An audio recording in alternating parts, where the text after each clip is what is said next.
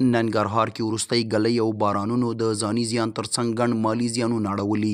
د ننګرهار باختر اژانس د راپور له مخې تېرو څو ورځو کې د ننګرهار بېلابېلې ولسوالۍ تیزو بارانونو او ګلۍ سختې ځپلي دي. بهسود، سره رود، کامه، پچیراګام، لالپور او ګوشته هغه ولسوالۍ دي چې تر نورو ولسوالیو پکې ډېر زیانونه اوښتي. د راپور له مخې یادو ولسوالیو کې 14,206 جریبه غلجات او سبزیجات زیانمن شوي، 350 کورونه ویجاړ شوي او د 25 تنو د ټپي کېدو ترڅنګ پکې 15 تنو ماشومانو خپل ژوند بایللی دی. د سره رود یو شمېر اوسیدونکو باختر اژانس سره خبرو کې ویلي چې باران او سیلابونو د دوی شاوخوا 300 جریبه ځمکه باندې کرل شوي فصلونه تخریب کړي دي. تمام کال واړو زاړه سره ټول ته مخواري وکړه هېڅ سرته ورسوله.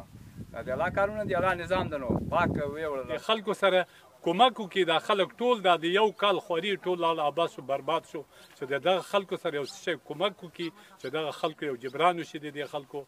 د سره رود ولسوال مولوي عزیز الله مصطفی باختر اژانس ته ویلي چې د یادو زیانونو ترڅنګ د دغې ولسوالۍ د بولۍ سیمه کې 10 کورونه ویجاړ شوي او د بالاباغ کلي کې 3 جوماتونه هم تخریب شوي دي. په دې کې تقریبا 300 جریبه زراعتي ځمکه تخریب شوې ده، فصلونه له منځه تللي دي، سیلابونه وړي دي. همدارنګه د بالوی په ساحه کې 9 کورونه تقریبا په تعداد د 10 کورونو کې دا سیلاب وړي دي او 3 جوماتونه بالاباغ ساحه کې وړي دي. همداسې شمشپور او نورو ساحو کې هم تخریبونه رامنځته کړي دي. د راپور له مخې د ننګرهار په یادو ولسوالیو کې 19,800 چرګوړي او چرګان هم له منځه تللي او په زرګونه جریبه د هندواڼو او نورو سبزیجاتو فصلونه تخریب شوي دي.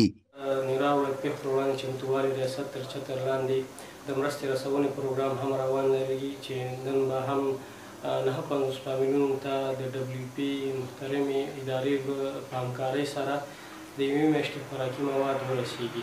مسؤلینو له باختر اژانس سره خبرو کې ویلي چې هڅې پیل کړي څو له زیانمن شویو سره عاجلې مرستې ترسره کړي.